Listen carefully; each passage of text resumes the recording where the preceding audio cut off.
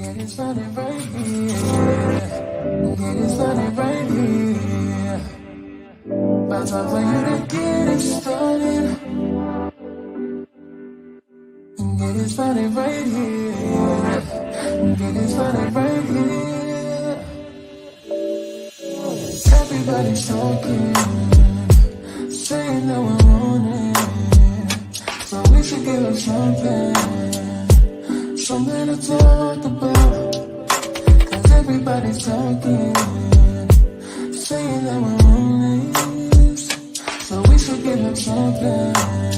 Let's give them something to talk about. Last night, never felt good in a long time. Think that I should, it's about time. I'ma get mine, live my best life.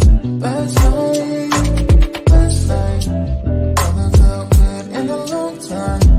Think that I should, it's about time. I'ma get mine, live my best life. Last night, all night, let's just do it right. All night, let's just do it right. All night, let's just do it right. All night, let's just do it right. Ooh, ooh, ooh, ooh,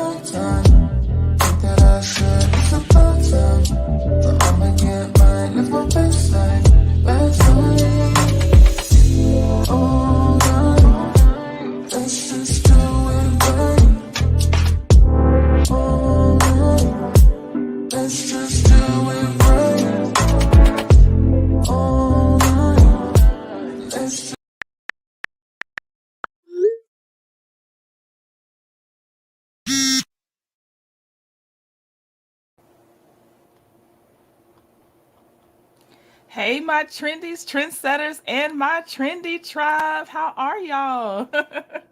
How are y'all doing? Okay, mic check, 1 2 1 2. Let me make sure y'all can hear me.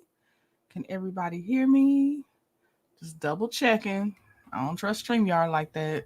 I see my circle vibrating. It's a good sign. Let me see. I'm waiting to see if I see somebody say yes or something. Let me see. Let me see. Oh my god, she said this song in my speakers are everything. Can y'all hear me?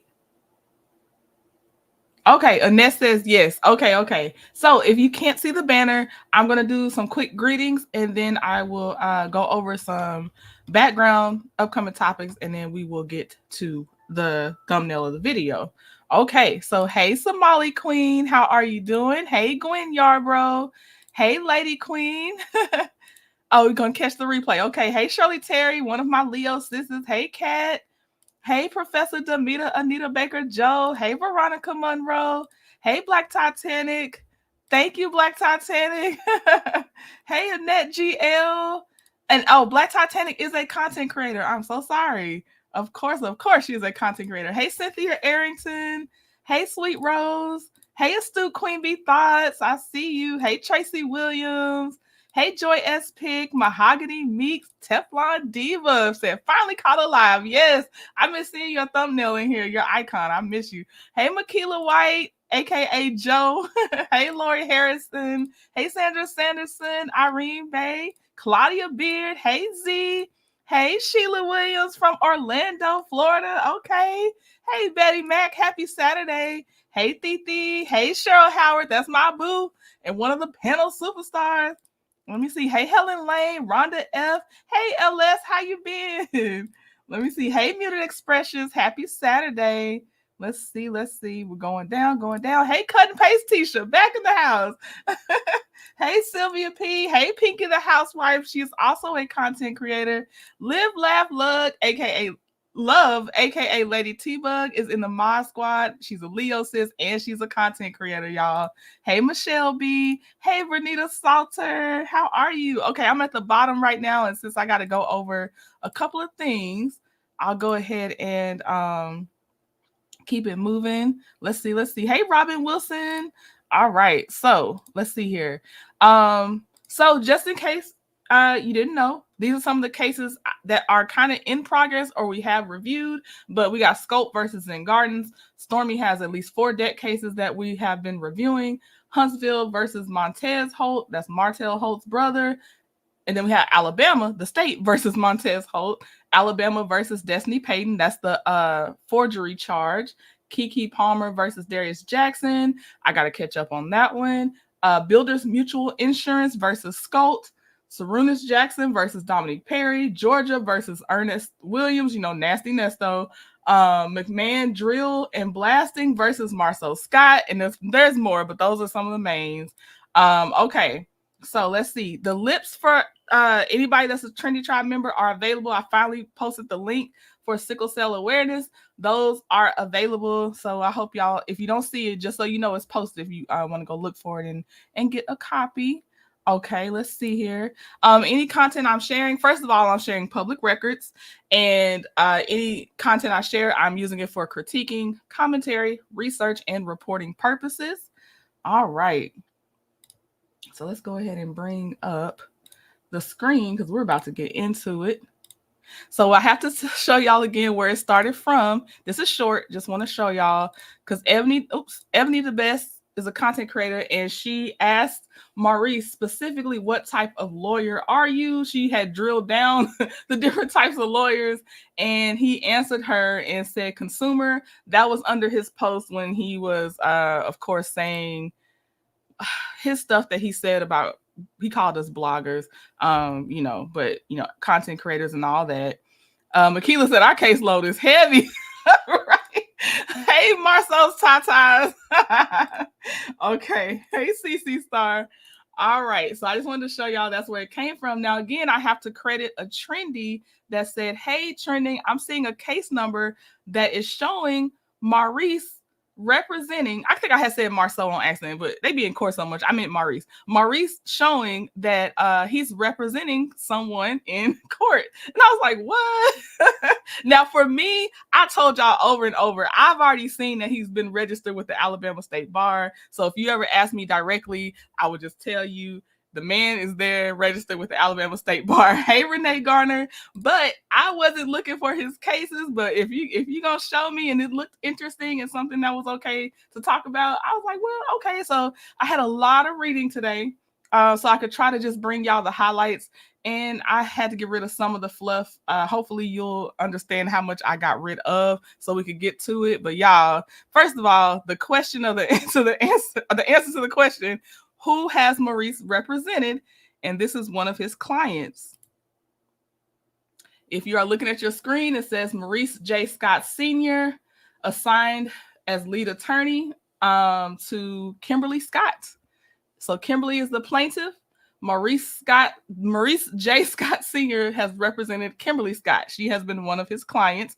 There, honorable mention, there were 2 lead attorneys mentioned. One was Maurice Scott, and then there was another attorney, just so y'all know. So there was 2 attorneys assigned to her. But yeah. Hey, Journey to Jasmine. She is also a content creator. And we're going to go through the case that he did representing Kimberly Scott. So I didn't promise, but I said I was going to do my best not to put 20 on 10. I'm going to read from the papers I see. I had a couple little snarky comments for a couple of it, but for the most part, I'm going to give you what I'm seeing. And then, you chew the meat, spit out the bone, and keep it moving.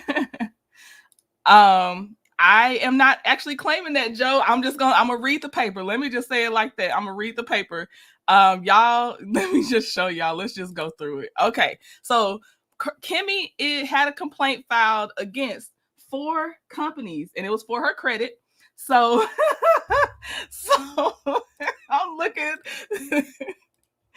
It was against Citibank, also known as oh, what was the name they were under? It was like, we'll see it. I'm like, oh, we'll see it. It was Citibank, TransUnion, Equifax, and Experian. Okay. All right, so the first one, not the first one that answered the complaint, but the first one we're going to look at was Equifax, because I like the way Equifax answered the complaint, because they listed the complaint they were answering to. I will not read all the complaints to you because it was like 90 something complaints. I'm sure all this is standard when a dispute is filed. So I'm not, but I'm just going to read the ones that I'm read the ones that I said for y'all. I feel like you'd be interested in seeing. Okay. Let's see. Okay, creating content, join to Jasmine. All right. So let's see here. Oh, so it says Equifax Information Services LLC's answer to plaintiff's complaint and affirmative and other defenses. Okay. So let's see. So we're going to look at all of the companies. We will not read through every answer to each complaint of all the companies. I will not drag you through that. I promise. Okay. I got some things for you. So just so y'all see the overall kind of arch of Kimmy's complaint is this action arises out of repeated violations of the Fair Credit Reporting Act. That's what she's, alleging by Equifax, Experian, TransUnion, and that's what it was, Best Buy Co. Inc., but they were also known as Citibank, regarding their illegal credit reporting against the plaintiff. The plaintiff is Kimmy. So the answer to the complaint for that first one is Equifax denies the allegations. And you will see that will be a repeated theme for all the companies. Complaint number 2, plaintiff found inaccurate, incomplete, and unverifiable information on plaintiff's credit reports. Equifax says they lack knowledge or information sufficient to form a belief as to the truth of the allegations in this paragraph. Okay, so I'm only looking at some of the highlighted. I won't read y'all the unhighlighted. So another one was saying that plaintiff found errors in the credit information reported by Equifax.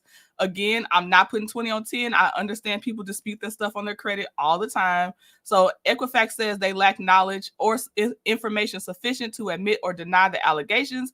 Kimmy said the errors were not fixed. Kimmy also said that it says Kimberly Scott brings this case for money damages and to clear her record and name. So it looks like they were asking for actual monetary damages. And it says Equifax denies that plaintiff is entitled to money damages or any other relief. Another one of her complaints, it says on or about February 4th, 2020, Scott assessed her credit reports and saw a 30-day late on her Best Buy / Citibank NA account. This account was paid on time every time. The company switched providers at some point, but the account was never paid late, and the late status was previously disputed. Another complaint was Scott also noticed on Equifax, Experian, and TransUnion reports incomplete and inaccurate and inconsistent information being reported. Equifax continues to basically say they either have insufficient information to even answer the allegation or they deny the allegation. Another one, they're saying that the violations of the Fair Credit Reporting Act were made negligently, recklessly, wantonly, and or willfully. This one's, let's see. Oh, I'm going to skip over to complaint number 33. It says Scott disputed the inaccurate information and the nature of Scott's dispute.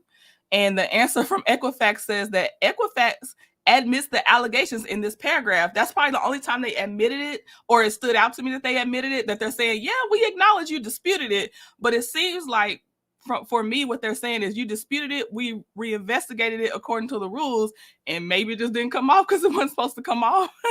That's what I was taking from it, y'all. That's just my layman, just me. Okay. So Scott's damages because of the actions or inactions of each defendant. It says Scott has been damaged and continues to be damaged in the following ways: increased interest rates with existing creditors, inability to obtain loans at the best interest rates, fear of applying for loans. Before I move on, I am about to state an opinion, Maurice. I feel that Kimmy's credit started being poor when you got involved in the sense of like you wanting to get flashy, stupid things. I feel like Kimmy's credit was just fine before you got over there. I'm not saying his company or the law firm he's connected to can't help her fix it now, but what I am saying is I feel like you impacted her credit in some way. That's just my opinion. Okay, also she's claiming out-of-pocket expenses associated with disputing the information only to find the information remains on the report.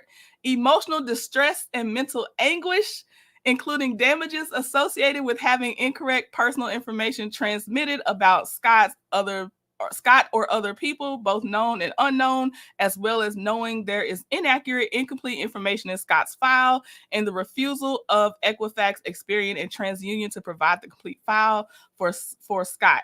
I'm gonna say, and I'm gonna, you know what? Let me wait till I get down to H. Then I'm gonna say what I was gonna say. Bullet F, denial of credit loans, financing, and or other damages not yet known by Scott. This is what she's saying that she has suffered. Decreased credit score, which may result in inability to obtain credit on future attempts. Humiliation, anxiety, inconvenience, frustration, annoyance, fear, loss of sleep, and confusion, believing that despite not paying late and despite Scott's dispute efforts, Scott must endure the erroneous and inaccurate reporting of the debt. Loss of time and actual damages in the form of damage to their credit reputation, higher credit costs, and other additional costs and fees. Okay, so for me, first of all, I know people put that to make sure that they're gonna, they're trying to claim what they can claim. So I know she won't be the first or the last that's put letter E or letter H. But I'm like, girl, are you sure? It's knowing Kimmy, because the humiliation, anxiety, the emotional distress, and mental anguish. I'm like, but you're married to Maurice, though. I just want to keep reminding her, like, this man said, I commend her for rolling over and taking it. I will not forget that.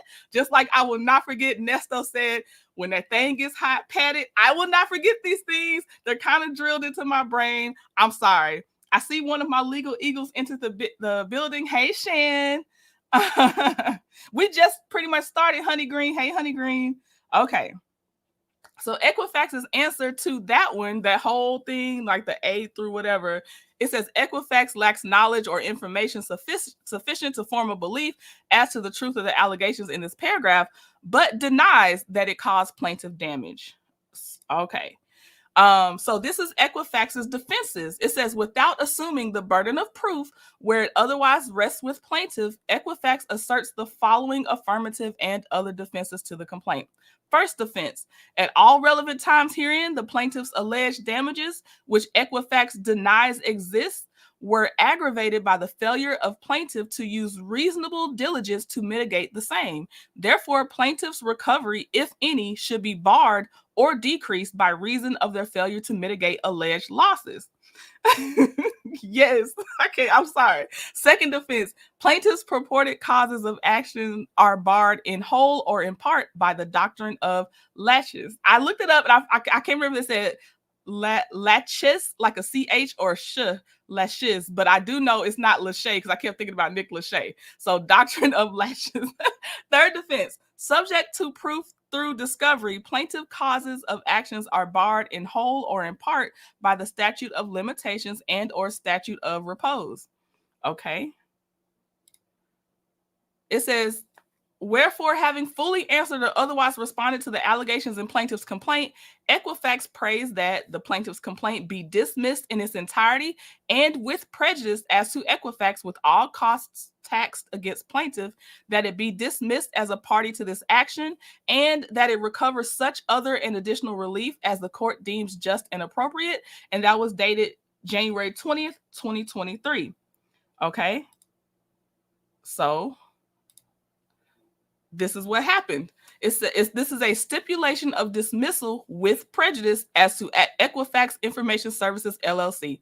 Plaintiff Kimberly Scott hereby dismisses the claims against defendant Equifax Information Services, LLC with prejudice pursuant to Rule 41 of the Federal Rules of Civil Procedure. I had to look this up because we're going to see this again. So Rule 41, dismissal of actions, it says it's a voluntary dismissal by the plaintiff without a court order, subject to rules 23E, 23.1C, 23.2, and 66, and any applicable federal statute. The plaintiff may dismiss an action without a court order by filing, and the one that they did is a stipulation of dismissal signed by all parties who have appeared. So that's what this looked like to me. I should say that.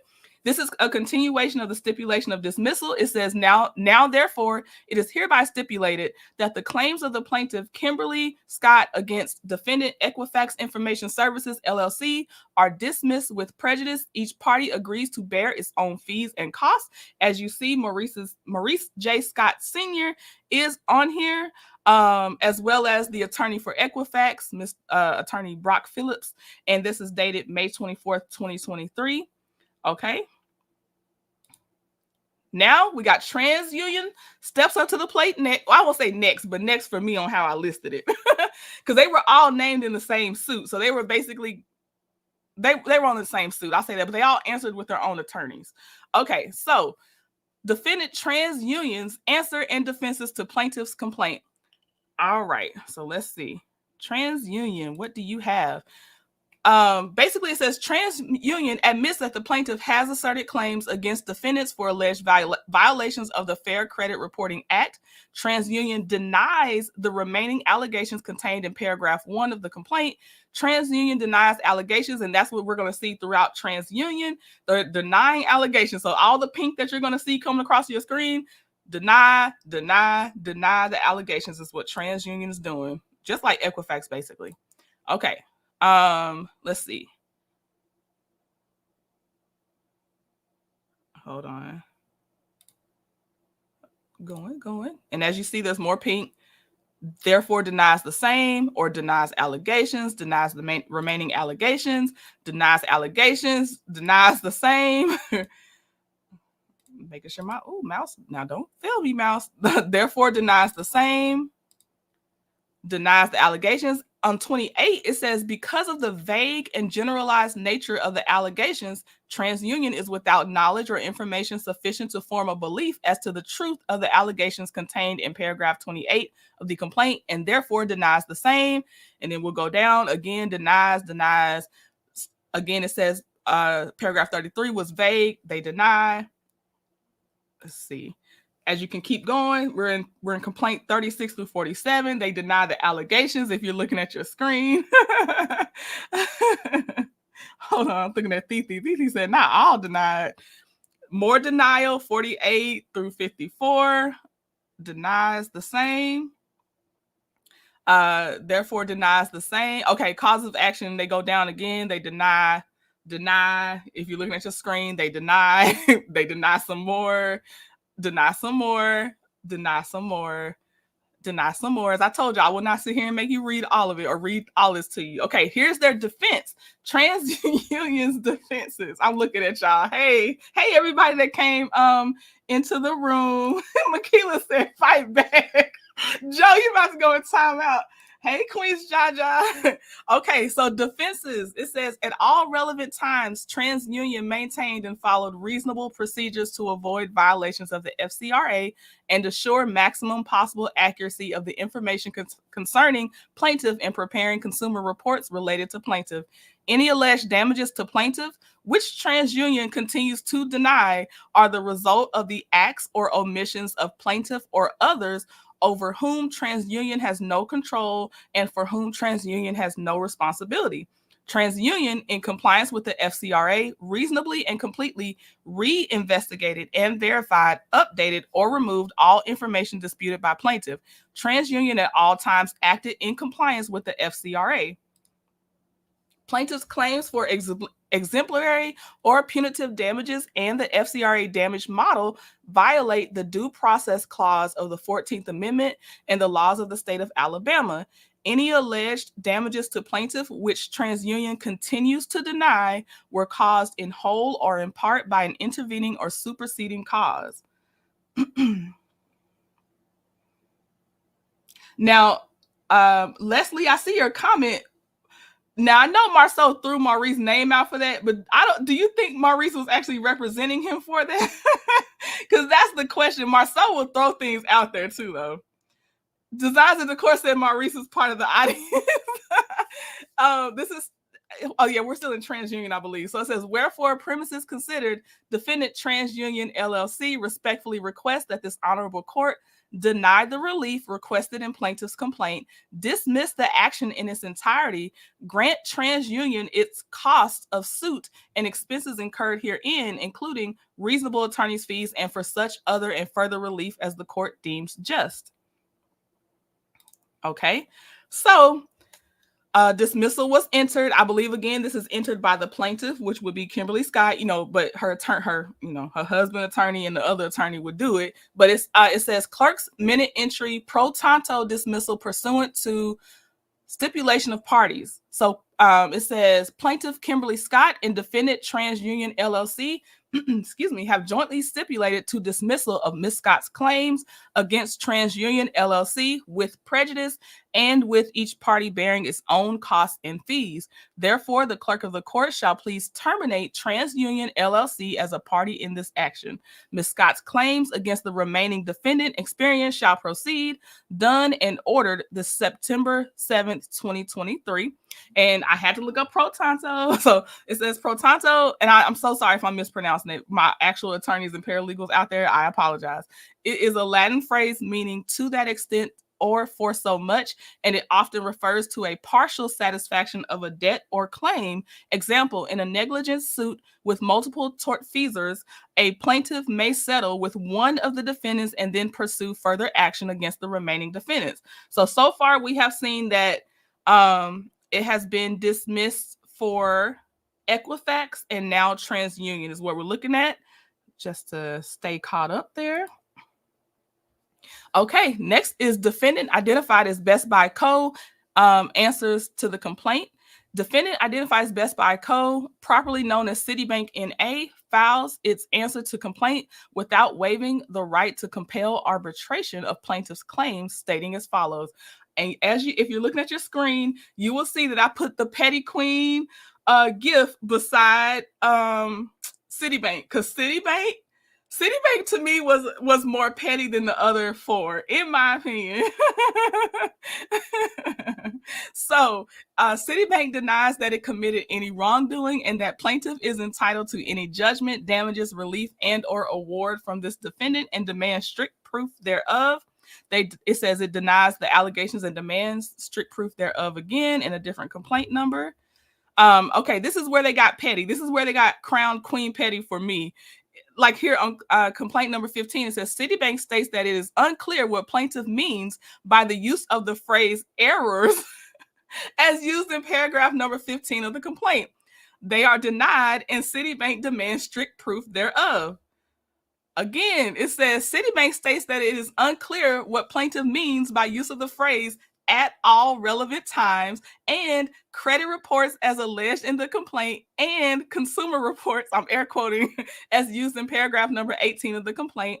It says the allegations are denied. Citibank demands strict proof thereof. Citibank denies more allegations as you go through this paragraph, as you'll see. And then it says Citibank states that it is unclear what disputed information plaintiff is referring to in paragraph number 22 of the complaint. They are denied and Citibank demands strict proof thereof. Citibank states that it is without sufficient knowledge or information to form a belief as to plaintiff's, quote, information and belief. As such, the allegations are denied and Citibank demands strict proof thereof. Citibank states that it is unclear what plaintiff means by the use of the phrase independent obligation as used in paragraph number 26 of the complaint. The allegations are denied and Citibank demands strict proof thereof. Citibank believes that the allegations contained in paragraph number 31 of the complaint call for a legal conclusion to which no response is required. And then it also says demand strict proof thereof. And I just put in my notes, Citibank repeated this phrase throughout their answer to the complaint. Okay. Let's see here. Oh, they keep denying. Oh, Citibank states that it is unclear what plaintiff means by the use of the phrase wrong, inaccurate, and incomplete account. Citibank denies that it committed any wrongdoing and demands strict proof thereof. Okay, now we're on. Okay, still more Citibank complaints. Citibank states that it is unclear what plaintiff means by the use of the term properly as used in paragraph number 83 of the complaint. So it says the allegations are denied and Citibank demands strict proof thereof. Plaintiffs' claims against, okay, this is their defenses now. So Citibank's defenses. So their first defense, plaintiffs' claims against Citibank are subject to a binding arbitration agreement and should be resolved in arbitration, not this court. Second defense, plaintiff fails to allege facts sufficient to state any cause of action upon which relief can be granted against this defendant. Third defense, Citibank specifically denies that it acted with any willfulness, oppression, fraud, or malice towards plaintiff.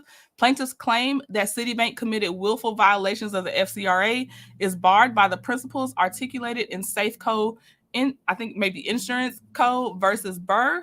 Fourth defense, Citibank is not liable because it acted in good faith conformity with applicable rules, regs, and statutory interpretations.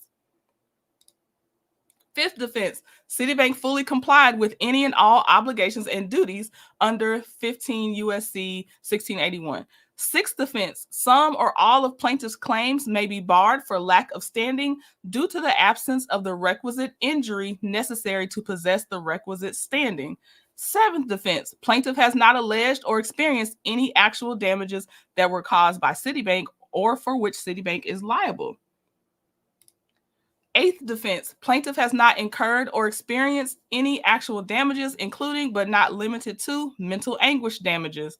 Ninth defense, to the extent plaintiff has experienced any actual damages, they were the result of a superseding or intervening cause or entities and or individuals for which Citibank is not legally responsible.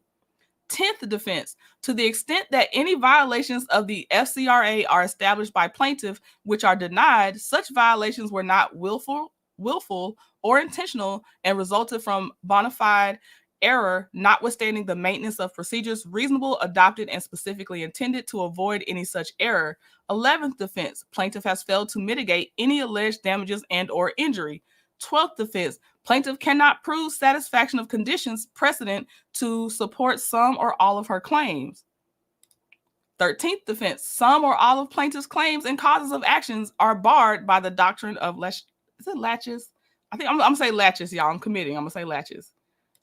14th defense, plaintiff's complaint seeks punitive damages. Citibank pleads and asserts all applicable constitutional, statutory, and common law limitations on punitive damages.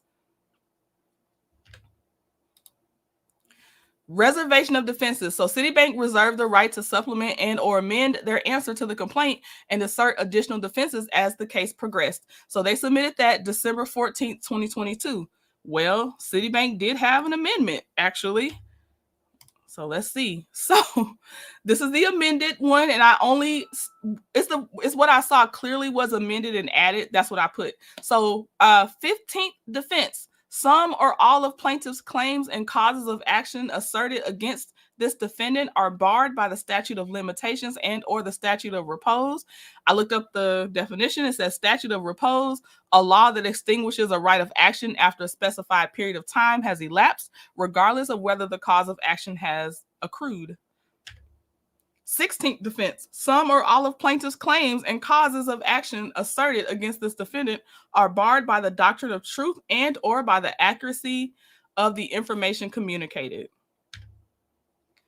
17th defense, some or all of plaintiff's claims and causes of action asserted against this defendant are barred by the doctrine of privilege, including conditional and or qualified privilege.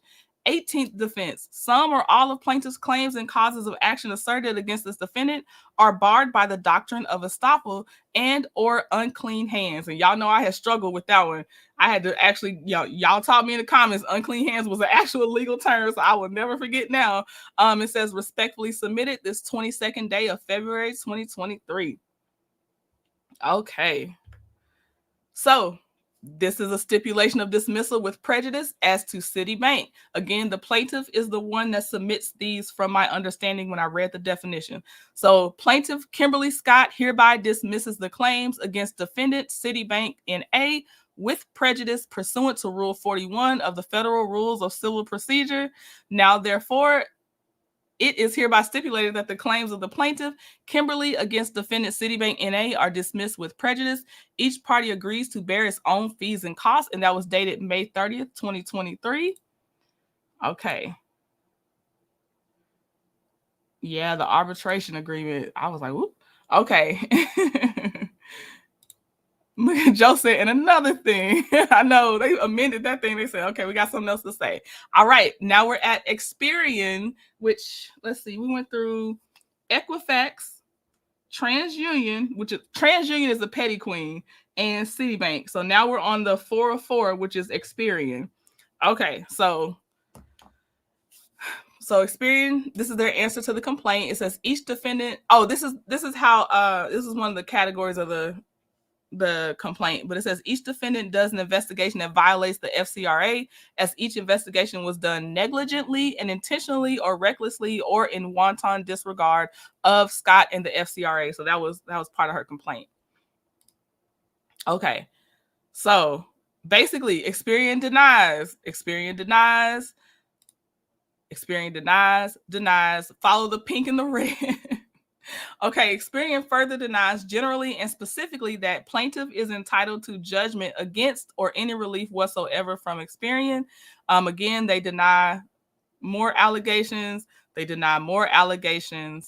I skipped a lot of them because, as y'all know, if you were here earlier, there was like 90 something, paragraphs, and they denied that they didn't have anything to do with it. Okay, it says response to prayer for relief. It says Experian denies generally and specifically that plaintiff is entitled to judgment against or any relief whatsoever from Experian. Response to demand for jury trial. It says Experian admits that plaintiff has demanded trial by jury on all issues triable.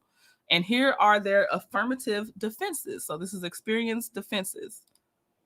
Okay, Experian is informed and believes and thereon alleges that all claims for relief in the complaint herein are barred by the applicable statutes of limitation. Their second affirmative defense, all claims against Experian are barred because all information Experian communicated to any third person regarding the plaintiff was true. So they stand on business. They said it's true. Third affirmative defense, plaintiff has failed to mitigate his damages. Fourth affirmative defense, the complaint and each claim for relief therein are barred by latches. And I did look up the definition. I looked it up first, but because I put these in different orders, that's why the definitions kind of come in late.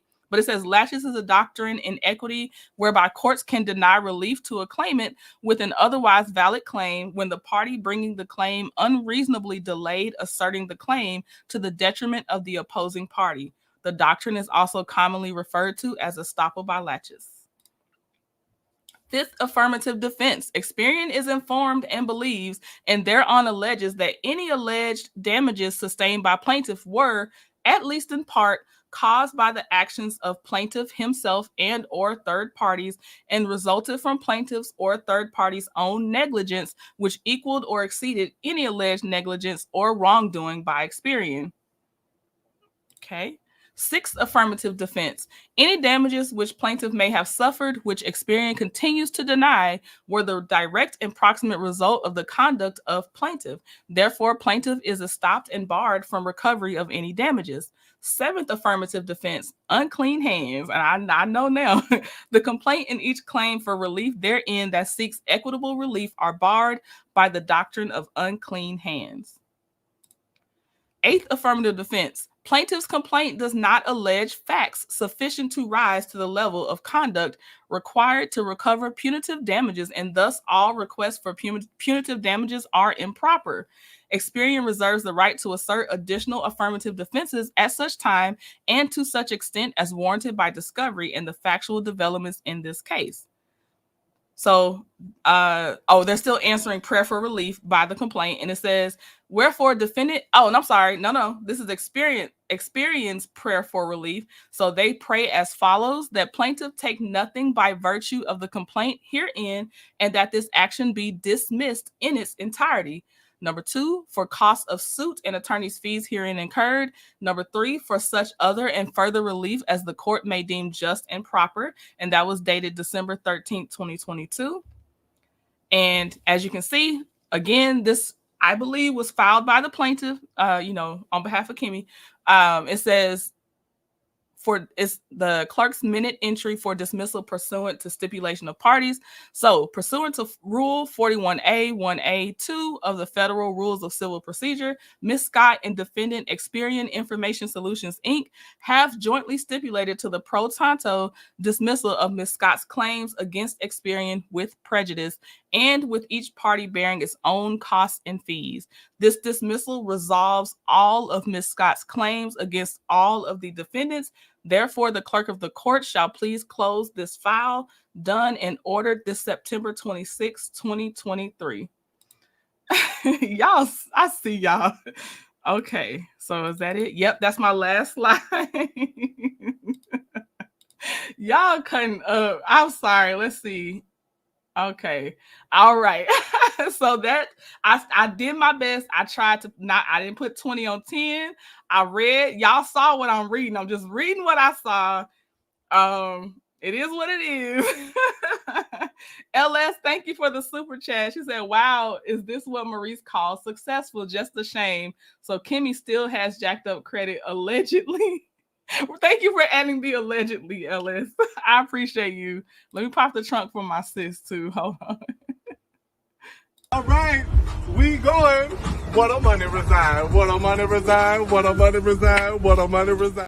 Okay, and y'all know I'm a numbers person. I see 222 people in here. Thank y'all for being in here. I have read all the court documents, so you just hit the replay if you want to go back to that. I'm looking at a couple comments.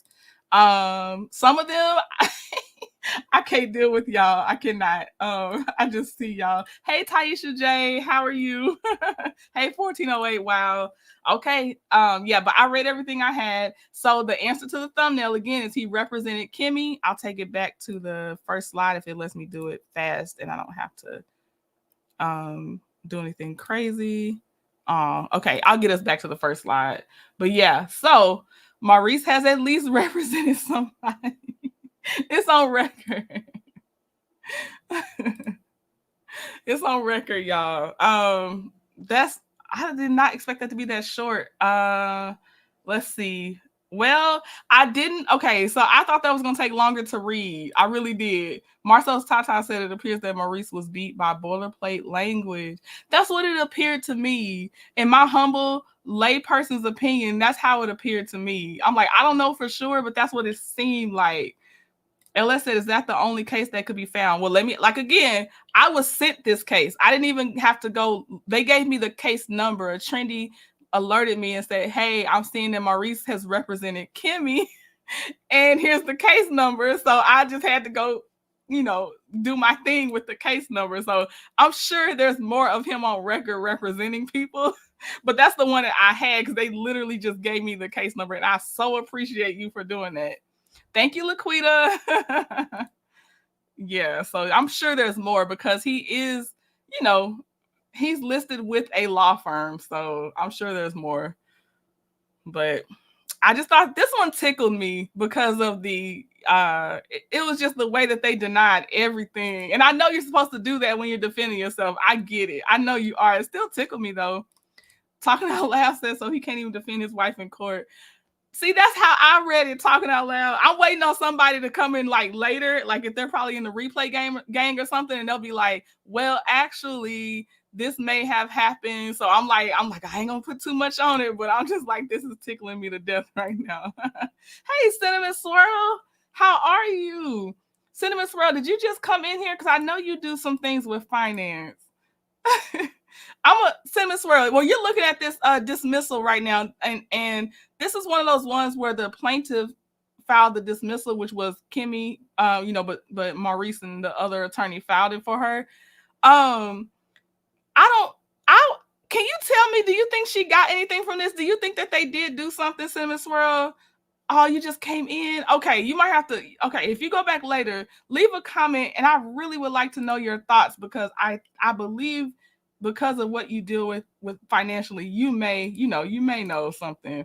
I'm curious, but Astute Queen B thought said nope. Oh my gosh. Okay, y'all. I ain't gonna hold you. I ain't even gonna hold you because I don't have anything else to read. We do have our live watch along for Love and Marriage Huntsville. If you care to join, I dropped the link in the members only. Vivian Allen. Oh, hey, from Jamaica, Vivian Allen. Marcel's Tata said, nah, he got beat by a legal assistant. Oh my God. Taisha said, this is why he is out here threatening content creators. How embarrassing. Pinky, do you know that? Are you stating that as an opinion? Because I do want to I do need my finance people to chime in, because I know what I think. And Pinky, this is what I think. But I'm just like, I can't state it like I know it because I don't know. No. Harlan said, this is how he represents his clients. No wonder their credit is still jacked up, allegedly. Pinky said, yes, I do know. Okay, Pinky. Okay. Shan said, I believe she got some relief, but not whatever she requested. Okay. Thank you, Shan. Yeah, I said, I'm just going to keep it what's on the paper. Maybe she can get something. She tells him that she had an ineffective counselor. Oh, Lord. Maybe. All right. I'm going to play us out. I'm going to see some of y'all at 8 p.m. Eastern Standard Time if you come for the newest episode of Love and Marriage Huntsville watch along. Joe, that's why you in timeout. See, this is why I have to close out before I see any more of your comments, Joe, because you be doing the most. They should have went to the source, not the CCB. Okay. All right. I'm gonna leave this here and I'm gonna play this song out. I missed you. I'm sorry, I didn't want to skip you. T from TV said it was the vague for me. He doesn't even know the terminology. Allegedly wasted their money filing these cases. It seems. Well, yeah, it seems that way to me. Hey, Terry T. Baby Davis, see you in a couple hours, sis.